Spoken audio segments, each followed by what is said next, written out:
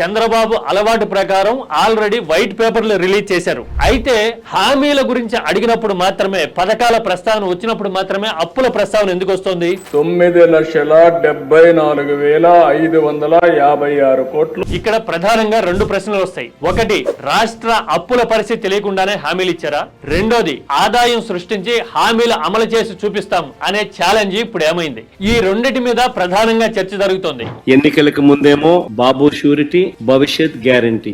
ఎన్నికలు అయిపోయిన తర్వాత మాత్రం బాబు షూరిటీ, మోసం గ్యారంటీ. ఏడాది నరకాలానికే ఇలాంటి పరిస్థితి వస్తుందా, ఇలా అడుగుతారా అని అనొచ్చు కొందరు. కానీ ఇచ్చిన హామీలు తక్షణం అమలు చేయడం అనేది గత 10-15 సంవత్సరాలుగా నడుస్తున్న ట్రెండ్. తమిళనాడులో రెండో విడత జయలలిత అధికారంలోకి వచ్చినప్పుడు గానీ, ఏపీలో జగన్మోహన్ రెడ్డి అధికారంలోకి వచ్చినప్పుడు గానీ, కేసీఆర్ రెండో దఫా అధికారంలోకి వచ్చిన తర్వాత గానీ ఇచ్చిన హామీలన్నింటినీ వాయువేగంతో అమలు చేయడానికి